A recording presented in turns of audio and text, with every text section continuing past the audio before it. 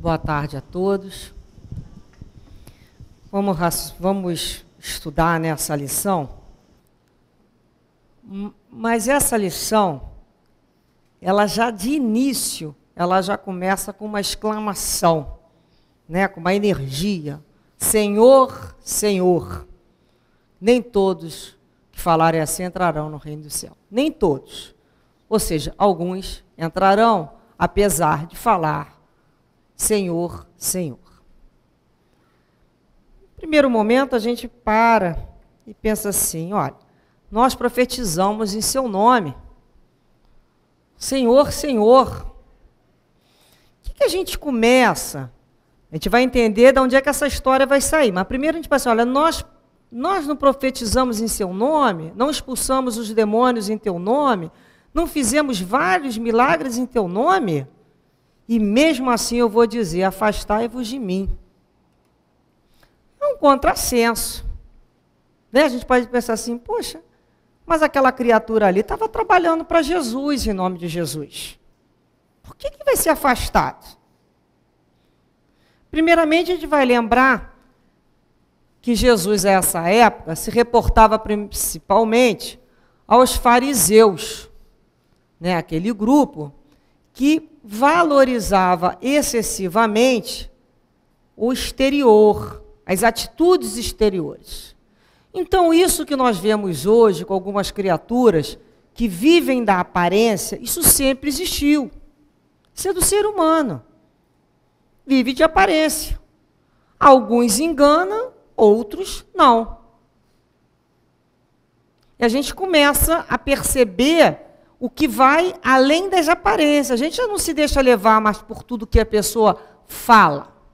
A gente começa já a ouvir um pouco além das palavras. Então, vamos lá. Então, na época, os fariseus, eles se prendiam às práticas exteriores. Eles usavam uma determinada roupa, né? Eles se abstinham de determinados alimentos, eles tinham os rituais, eles tinham a questão dos dias, a questão principalmente do sábado, e aquilo eram discussões imensas. O sábado é do Senhor, não podemos trabalhar no dia do Senhor. Nada pode trabalhar no dia do Senhor, que é o sábado. Mas eu posso comer o ovo da galinha que colocou no dia de sábado? Isso era uma discussão. A galinha colocou o ovo no dia de sábado. No dia de sábado não se pode trabalhar. Ela trabalhou. É da lei comer esse ovo? Eu não posso fazer nada no dia de sábado, nem matar nenhum bicho para eu me alimentar. Mas posso matar o piolho? É uma discussão. Isso não é brincadeira. É assim que funcionavam essas questões. Porque aquilo virava uma questão de discussão. Isso é da lei, isso não é da lei. Isso é de Deus, isso não é de Deus. Vem Jesus, então, mostrando que busca na lei o espírito que vivifica e não a letra que mata. Então, nós sabemos que nós precisamos das convenções, nós precisamos nos organizar, nós precisamos da disciplina, nós precisamos, de vez em quando, criar regras, porque nós vivemos em sociedade. Mas não podemos permitir que essas regras cheguem ao ponto de nos engessar. Chegue ao ponto de discutir, perder as nossas energias, se é de Deus ou se não é de Deus, comer o ovo da galinha que botou no sábado. Então, o que eles faziam? Eles se ornavam de uma tal maneira, naquela época, essas seitas judaicas, que quem olhava para eles, eles eram tidos como santos. Eles eram os doutores da lei, porque eles que interpretavam. Era aquele rosto compungido, era aquelas atitudes. Eles geralmente vinham de famílias, né, de rabis. Como se discute com aqueles doutores da lei? Na ignorância, é muito difícil, eles mantêm o poder. E isso eles iludiam aquelas pessoas mais simples. Eles traduziam as leis de acordo com os interesses deles. Para eles que Jesus fala, que pareciam túmulos caiados, branco por fora e cheios de podridão por dentro. Já deles falava Isaías no Antigo Testamento, né? Que essa raça me louva pelos lábios, apenas pelos lábios, mas não pelo coração. Quantos deles se colocavam, eles tinham na época, chama-se filatérios, são pequenas orações coladas em toda a borda do seu manto, em todo o seu manto. Eles andam com aquelas orações coladas na testa, até hoje eles ainda usam. Bem, por que nós estamos falando desses nossos irmãos de religião? Porque essa visão era principalmente em relação ao grupo de fariseus que colocava e que buscava em Jesus todas as discussões possíveis. Então, o que Jesus fala? Como aquele grupo vinha acostumado com as questões exteriores, e vem Jesus buscar acordar dentro de si, da cada criatura, a sua luz, que brilha a vossa luz. Não é importante o que entra, mas o que sai do seu coração. Então Jesus começa a questionar sobre os alimentos. Porque os alimentos, porque esse alimento é sagrado por Deus e outro alimento não é sagrado por Deus. Qual que é o alimento que não é sagrado por Deus? Se Deus é o Pai maior e tudo que existe é sagrado pelo Pai e consagrado. Qual é o dia que não é consagrado ao Senhor? Todos os dias são consagrados a Deus. Então Jesus vem buscar romper com essas convicções que tiranizam a criatura e a mantém na ignorância, porque ela fica presa a regras e acredita, por interesse também da própria criatura, que nós temos uma tendência à lei do menor esforço. Então, o que se fez depois que vai passando esse grupo dos fariseus, principalmente 70 na era cristã? Depois esse grupo se dissolve e nós vamos vendo a chegada de outros grupos religiosos, principalmente com o domínio da Igreja Católica. Quantas vezes se pagou para que padres ou outras pessoas rezassem pelos familiares ou a missa, pelaquela alma? Preces pagas. E a gente começa a perceber que a gente desloca o sentimento e a emoção e transforma numa área comercial. Desde a época de Jesus, a questão dos sacrifícios, a questão das pombas, a questão dentro do templo, da própria venda de mercadorias, para que você fosse salvo. É sempre a busca da salvação. Vamos reparar que o objetivo sempre é a salvação, é encontrar o reino de Deus. Então eu vou buscar o reino de Deus, é para cumprir essa lei aqui certinha? Então tá, é só não comer, é só atender ao sábado, é só usar essa roupa, eu vou para o reino de Deus? É só rezar X Ave Maria, rezar esse rosário aqui, é isso que eu vou para o reino de Deus? Esse é o entendimento do reino de Deus, que se conquista dessa maneira, através de atos exteriores? Isso é que Jesus vem começar a colocar. Senhor, Senhor, os que clamam, mas nós não fizemos. Vamos trazer, vamos sair da religião dos nossos companheiros, vamos trazer para nós. Poderíamos traduzir assim: Senhor, Senhor, nós demos passe em seu nome. Trabalhamos na desobsessão, fizemos palestra, dirigimos mesa, trabalhamos dentro do centro espírita, trabalhamos dentro da Malé. E isso tudo que eu fiz. Será que às vezes a gente não atrela uma coisa a outra? Será que não tem gente que acaba, olha, esse ano eu dei X passes, X atendimentos. Olha, eu fui bonzinho com fulano não sei quantas vezes.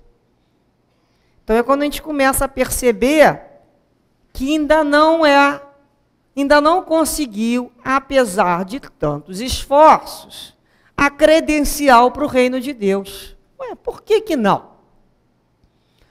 Por que que apesar de tantos passos, de ter expulsado o demônio, de ter falado em nome de Jesus, não tem essa credencial ainda? Ele vai dizer, afastai-vos de mim, vós que fazei obras de iniquidade.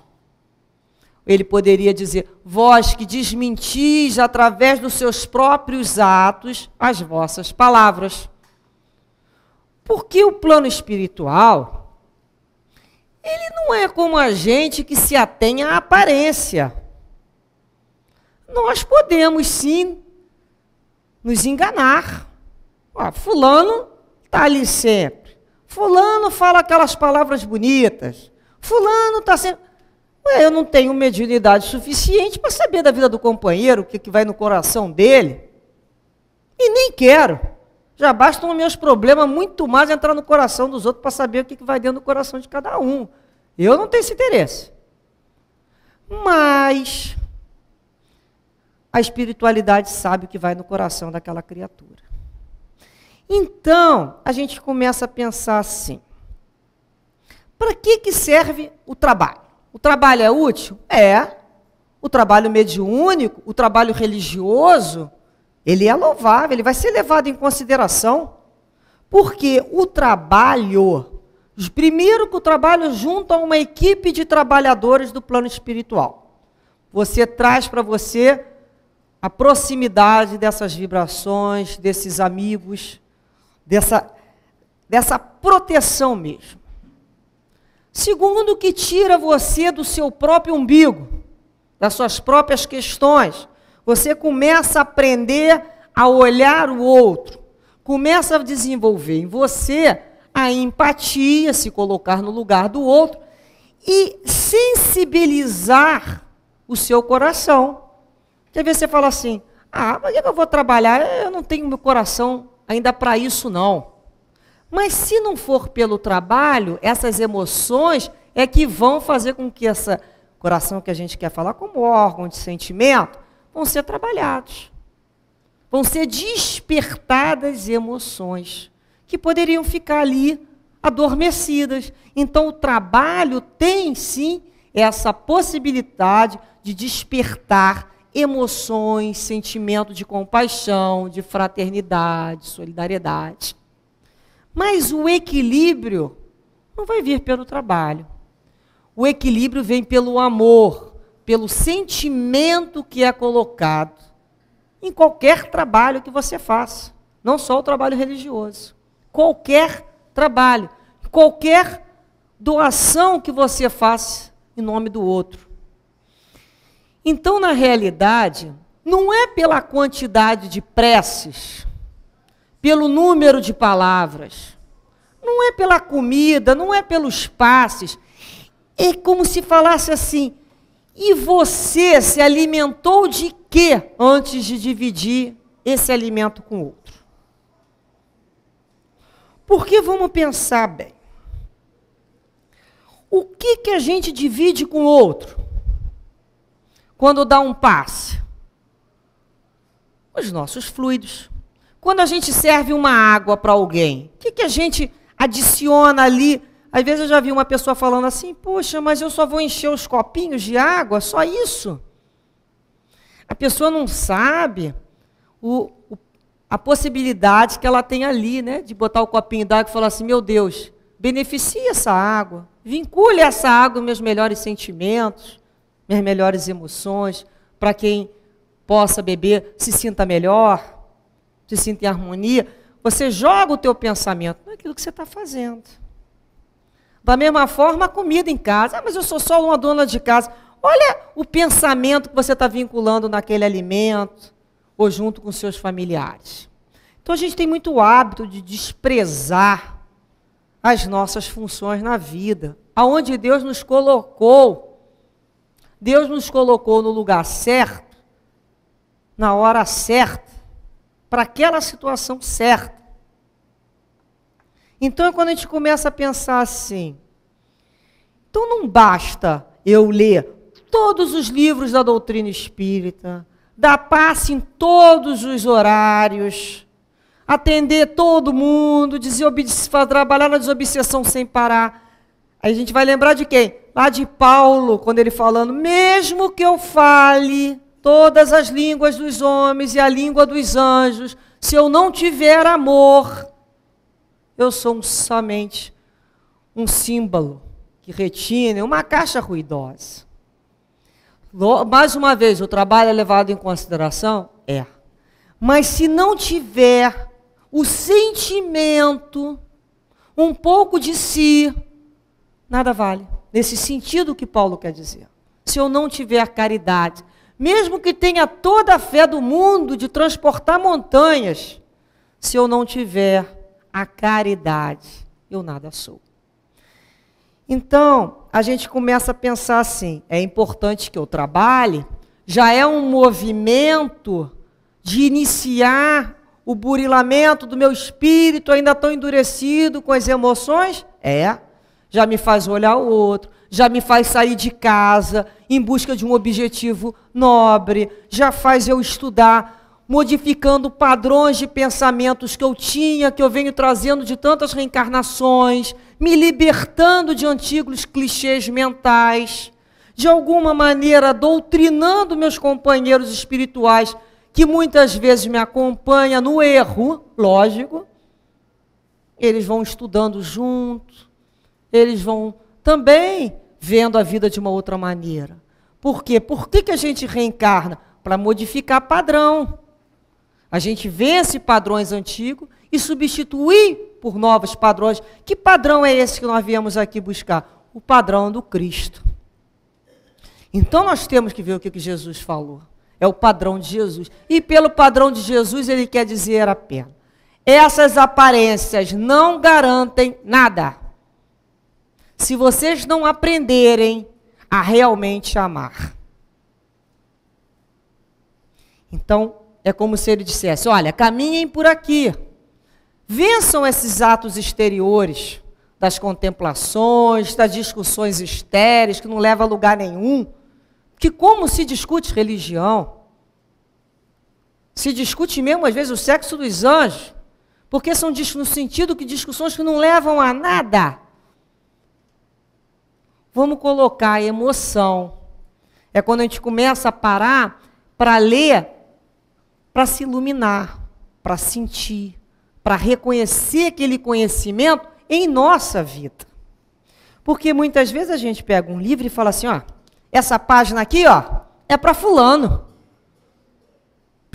Quem precisava ler isso aqui, ó, é cicrano, ó. A dificuldade dele aqui, ó. Essa palestra aí, quem devia ouvir era fulano. Vou comprar até o CD para levar para aquela criatura ouvir. Muitas vezes a gente não faz isso. Faz. É o outro que precisa. A gente não. Nós já entendemos tudo, nós sabemos tudo. Isso é a coisa mais simples do mundo. Eu já entendi as palavras amor, caridade, solidariedade, fraternidade. Já sei isso tudo. Eu sei pela inteligência, pelo raciocínio. Mas entre esse usar a minha casa mental para raciocinar esses vocábulos e agir com esses substantivos, é uma diferença imensa. É isso que Jesus falava. Por quê?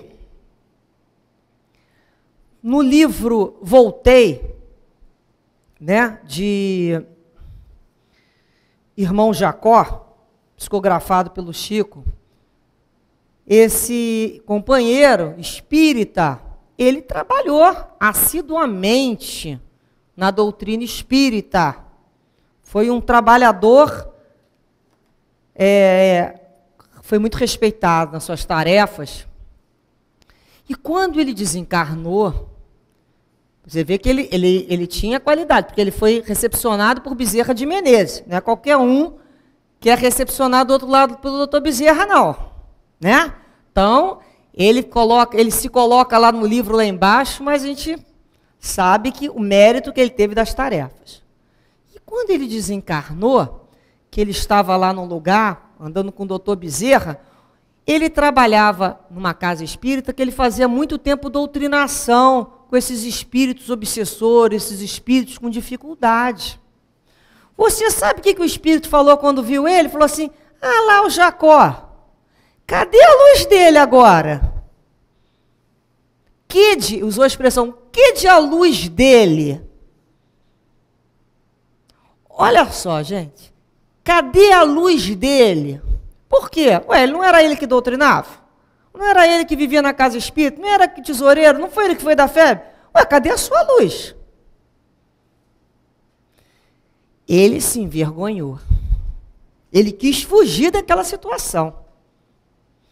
E o companheiro espiritual do lado dele acalmando ele, até que ele possa realmente compreender tudo aquilo que aconteceu.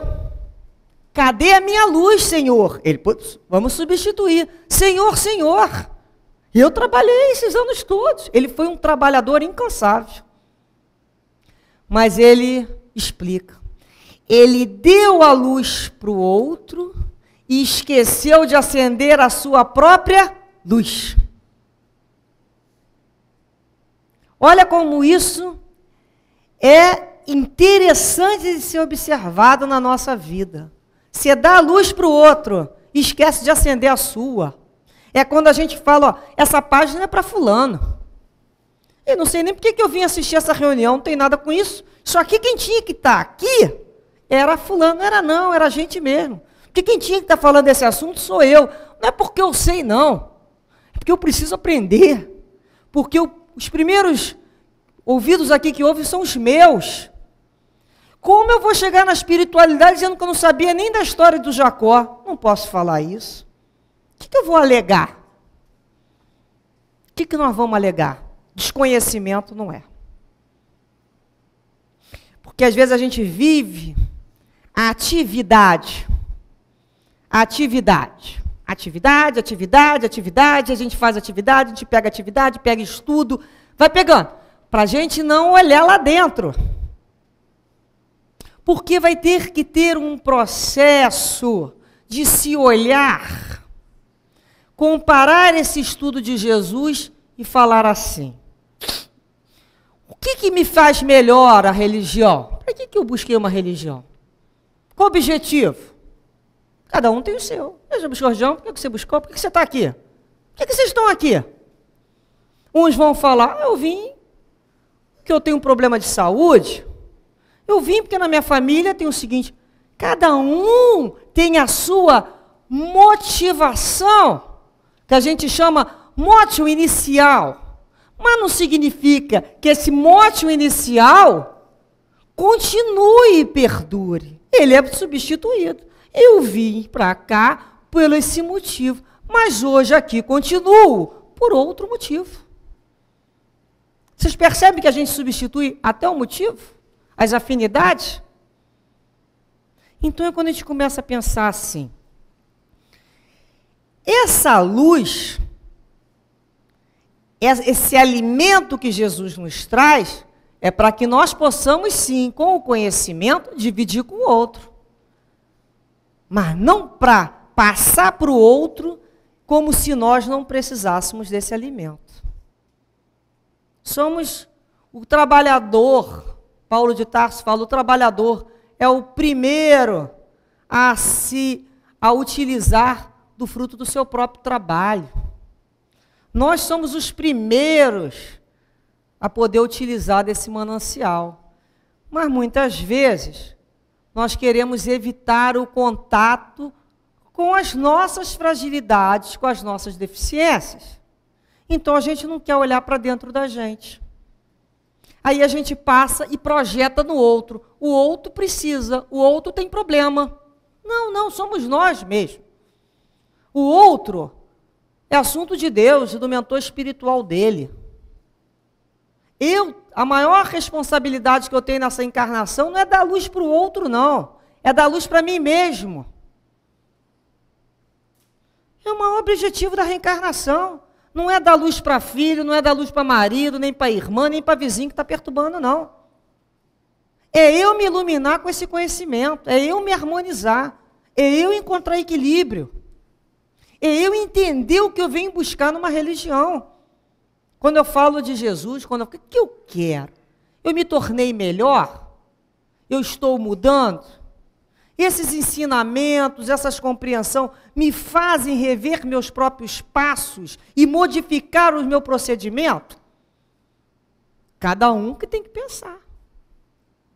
Eu não estou aqui para julgar fulano. Eu tenho que me avaliar. Ah, fulano acha isso de você. Existe o que ele acha de mim, existe o que eu acho de mim, e existe o que eu realmente sou, que é muito diferente do que eu acho de mim também.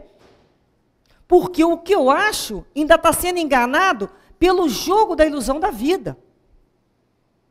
Por isso que Jacó se encontrou com ele mesmo no desencarne. O que eu vou encontrar do lado de lá é relativo às minhas expectativas. O que eu acredito que é o plano espiritual, o que eu espero de bom, o que eu espero. São expectativas relativas que funcionam de acordo com meu conhecimento. Agora, o que é absoluto? Absoluto é a consciência de cada um. Isso não vai variar, independente de onde a sua expectativa te localize. Como a minha consciência funciona? Então, para aquele que muito foi dado, muito será cobrado. Quem é que cobra? A própria consciência. Essa não tem como a gente fugir. Então, é essa iluminação que a gente vai buscar a ter. É quando a gente pergunta assim. Eu sempre me faço a pergunta. Se eu for desencarnar agora, sentir que eu vou desencarnar, qual a parte do Evangelho que vai me consolar? Qual foi o livro que eu li, que naquele momento assim, que eu tenho que me preparar para uma viagem, eu usaria na minha mente para me harmonizar? Porque muitas vezes a gente estuda não sei quantos livros e não conseguiu fazer essa percepção. O que me harmoniza? Que tipo de literatura nesse momento me acalmaria, me responderia? Então é quando a gente começa a pensar que ninguém aqui vai dar salvação para ninguém, nem a própria tarefa da casa espírita. Quem vai salvar a gente de nós mesmos somos nós.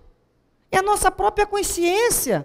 Quando a gente lembra lá de Paulo de Tarso, sou o último, Senhor, dos seus trabalhadores, o mais endividado, mas graças a Deus já sou o que sou. Por que graças a Deus? Porque eu mudei, porque Ele mudou. Graças a Deus já sou o que sou, com toda a imperfeição, mas graças a Deus já sou o que sou. Então somos nós. Nós não dependemos mais do que o outro pensa da gente. Nós vamos ter que começar a vencer essas ilusões e esse jogo de máscara. Porque às vezes o outro chega para a gente e fala assim, nossa, você... e bota a gente lá no alto. Que ele coloque é problema dele. Eu é que não posso me permitir viajar na maionese do outro. Vocês concordam? A gente se conhece. Porque é muito perigoso. O outro não convive com a gente. Nós temos que aprender a conviver e nos olhar. E falar assim, olha quantas dificuldades ainda tem, realmente. Olha quanto orgulho. Olha quanta vaidade. Olha quanto espírito de superioridade eu botei quando falei. Porque vai lá no meu centro. O centro é meu, né? Vai lá no meu centro. A gente não fala assim às vezes? Vai lá no meu centro. Meu centro, Paulo Cordeiro falava, é o meu umbigo. Realmente, o meu centro é meu umbigo. O resto não tem nada meu. Vai lá. Porque a doutrina espírita, ela vai resolver... às vezes com aquela arrogância, de superioridade, levando o outro a acreditar que aqui também vai ter a salvação da lei do menor esforço. Não é verdade. O passe vai ajudar, o passe vai socorrer, o passe vai sustentar aquela reencarnação, mas aquela janela só abre de dentro para fora. Não tem mentor que bote a mão de fora para dentro. Não existe. Seria falta de caridade pela liberdade, pelo progresso do outro. Então é quando a gente começa a pensar assim, qual a parte que me cabe? Para que serve todo o Antigo Testamento e o Novo Testamento? Quantos aqui já leram o Antigo Testamento? Tem lições preciosíssimas. E o Novo Testamento. Mas se a gente falasse assim, junta os dois, o que está ensinando ali? Ensinando a amar. Tudo aquilo é para ensinar a amar. Para que serve toda a doutrina espírita? Para ensinar a amar. Vários professores ensinando a amar. Ensinando a amar. Um professor que dá aula dessa maneira, o outro professor dá aula da outra maneira. Cada um vem com a sua interpretação, mas todos com o mesmo ensinamento. Ensinar a amar. Então, se criatura está lá na religião B, C e D, e está aprendendo a amar, e está se tornando melhor, e está vencendo o seu orgulho, está vencendo a sua vaidade, por que tem que tirar a criatura de lá? Se o objetivo é se tornar uma pessoa melhor, se o objetivo é partilhar com Jesus, meu Jesus não é diferente do dela, não é melhor? A gente tem que começar a respeitar o caminho que o outro quer trilhar. Então o que Jesus fala é, vamos vivificar atos de iniquidade, vamos fazer atos que comprovem aquilo que a gente fala, testifique. Eu não posso vir para cá, falar em caridade, em falar que quem não fizer isso, aquilo, outro, vai se encontrar em maus lençóis lá no plano espiritual, e a hora que eu saio daqui, eu faço ali fora uma falta de caridade total, ou agrida alguém, ou humilha alguém. Vocês vão olhar e vão falar assim para mim, ué, você não estava lá fazendo esse estudo, lá, outro dia, lá sobre caridade?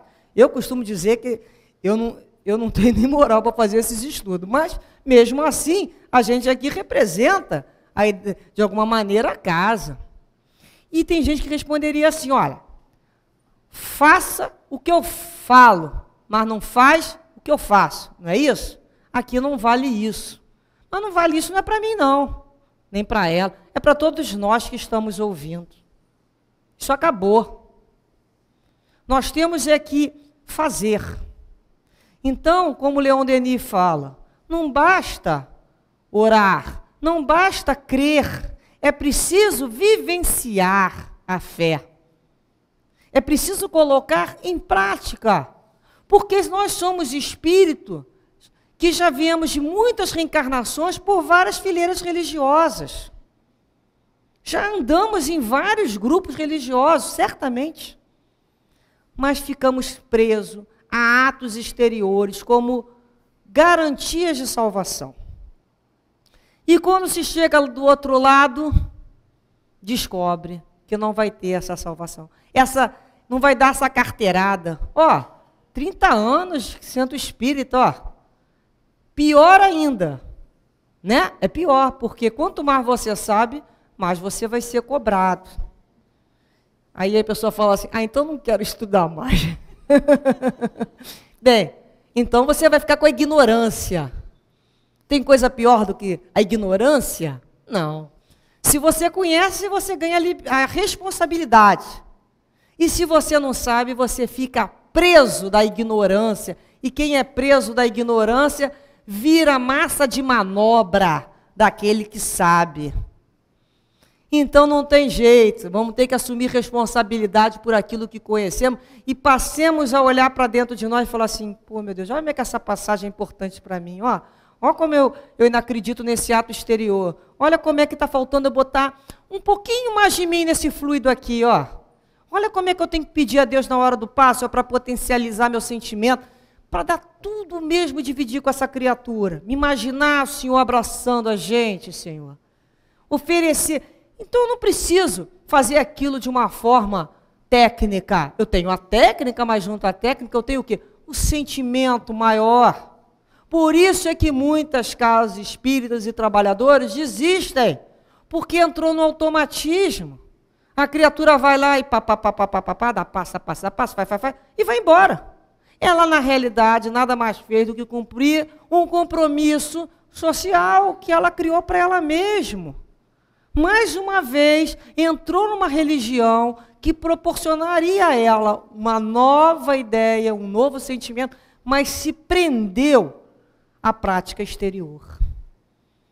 Então, aquilo ali é um ato exterior, mas o que vale daquele ato é o quê? É o sentimento que é colocado ali. Existe uma história, essa história é contada como se fosse na igreja, mas eu acho que a gente tem que contar a história na casa espírita, né? A gente não tem que ficar botando problema na casa do vizinho. Então, tinha lá um palestrante, fazia muito estudo, e toda semana chegava lá aquela pessoa simples, aquele homem simples lá do campo, sentava lá no finalzinho e escutava o que ele estava falando.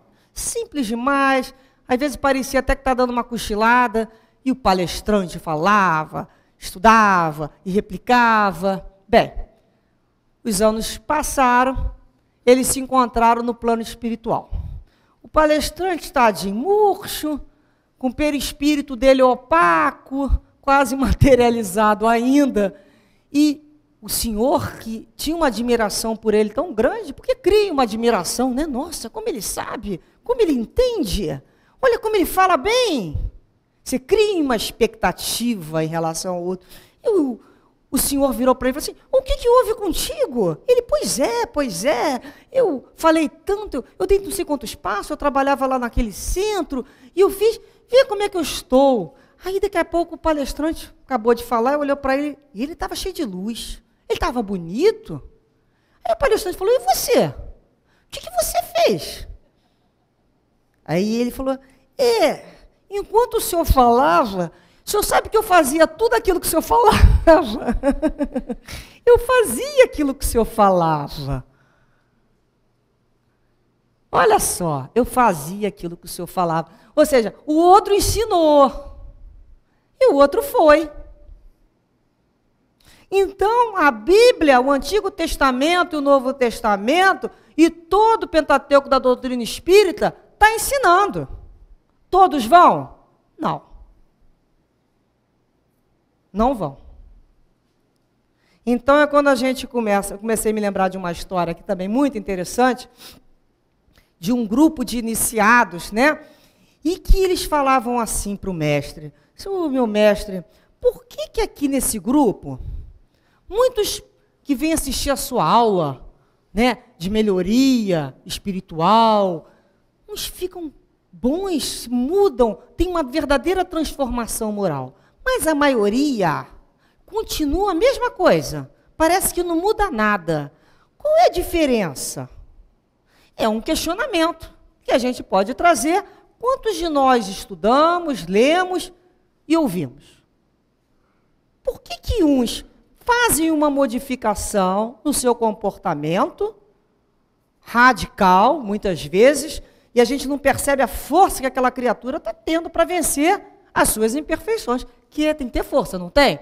É uma luta hercúlea contra si mesmo. A pior guerra é contra si mesmo. É travar a língua, é segurar a mão, não é isso? É pensar e já vai mudando, já vai entrando em prece. Isso é a tarefa de mudança de comportamento, porque aqui não tem santo. Se tivesse santo, não está aqui, estava no outro planeta. Quem está aqui é porque está aprendendo. Então, a questão é essa, por que um muda e o outro não muda? E o mestre lá falou para eles, meu filho, olha só, você mora numa cidade longe daqui, não é? Desse colégio? Ele falou, eu moro numa cidade bem longe. Bem, se você quisesse nos ensinar a chegar lá na sua casa, o que você faria? Ele, eu pegaria um papel, desenharia um mapa, colocaria, sinalizava algumas referências para que ninguém se perdesse e explicaria tudo nos mínimos detalhes e passaria para a turma. Ele, pois é, eu estou aqui ensinando a todos da mesma maneira. Eu também passo esse mapa que você está falando da mesma maneira. Mas quem é que vai chegar na tua casa, meu filho, apesar desse teu mapa? É aquele que apenas olhar o mapa e ler o mapa, ou aquele que se prontificar a caminhar neste trajeto? Aí ele respondeu, só vai chegar aquele que se propor a caminhar em direção ao que está anotado. Então, foi o que o mestre, que da mesma maneira sou eu nessa turma, né? Que o mestre vai falando, eu dou aula para todos, mas só modificam aqueles que se propõem a utilizar aquilo que foi dito. Senão você fica parado, você fica estagnado, você fica como Jerusalém, adormecido. Acorda, Jerusalém. Foi o que Jesus falou? Nós temos que acordar. Porque não vai ser pela quantidade de palavras, não vai ser pelos atos, pelos gestos. Nós podemos ganhar um tempo impressionando os outros, mas que nós vamos ser cobrados por esses outros. Então, quando te lembra lá de Jacó, esses espíritos falavam o seguinte para ele, quando você terminava a sua doutrinação, nós discretamente te seguíamos e víamos como você agia na sua vida particular. Então, é mais uma vez a certeza que nós estamos cercados por uma nuvem de testemunhas, silenciosas no momento, mas no momento adequado vai vir o retorno. Então, é aquele desconforto, né, de falar assim, me descobriram. Porque, na realidade, como Emmanuel fala, todos somos criminosos diante da lei divina. Mas não fomos ainda muitos achados, encontrados, até que somos descobertos. Olha lá um infrator. Então, é quando a gente começa a perceber que se a gente tem essa condicional hoje, é para modificar.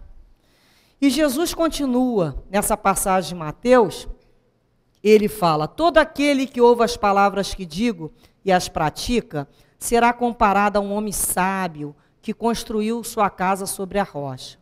E quando a chuva caiu e os rios transbordaram, e os ventos sopraram e se abateram sobre essa casa, ela não caiu, porque foi edificada sobre a rocha. Mas todo aquele que ouve as palavras que digo e não as pratica, será semelhante a um homem insensato que construiu a sua casa sobre a areia. E quando a chuva caiu e os rios transbordaram, os ventos sopraram e se abateram sobre essa casa, ela desmoronou e sua ruína foi grande. Quem é que constrói casa na areia? No deserto ninguém constrói casa. Coloca-se o quê? Tenda. Ninguém constrói casa. O oriental, quando quer construir uma casa, ele procura um terreno firme. Então, o que ele diz nessa situação, nós somos sensatos ou insensatos? Que ouve a palavra dele e faz diferente. Quando vem o vento, a chuva, o que são isso? As intempéries da natureza, as tempestades da vida. São as tempestades da vida que nos colhem de uma hora para outra. Hoje nós estamos aqui, mas ninguém sabe o que pode acontecer a qualquer momento entre a gente e os nossos. São as tempestades, são os momentos de sombra, são os momentos de ventania, que aquele que está adormecido ou criou a sua casa na areia, vai desmontar, vai se arruinar.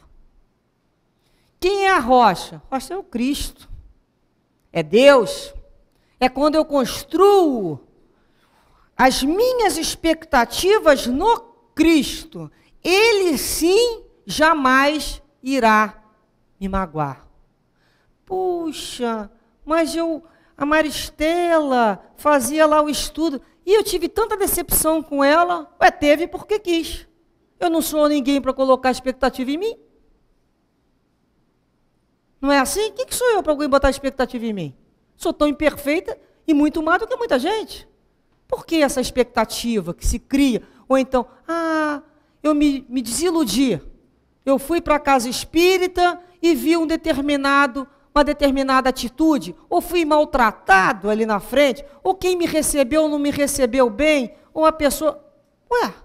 a sua expectativa não pode ser colocada em pessoas que têm uma coisa chamada personalismo.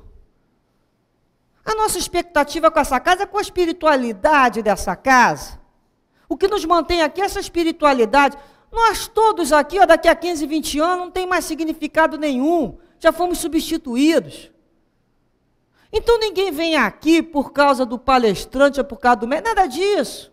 É a vibração dessa casa, é a espiritualidade dessa casa, é o trabalho do Cristo, isso é a rocha.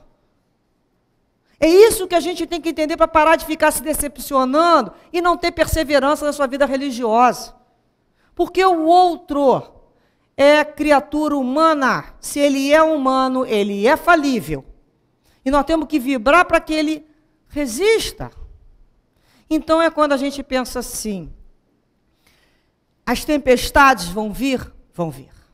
Mas tem pessoas que só são fiéis a Deus na hora da alegria, na hora que o sol está bonito, na hora da saúde, e na hora que vem a tempestade. Ali que se conhece os verdadeiros fiéis. Ali que se conhece quem realmente construiu a sua casa com Cristo. É o momento da porta estreita. É aquele momento que Jesus ensinou a passar os vencidos do mundo, porque os vencedores do mundo não vão estar aqui.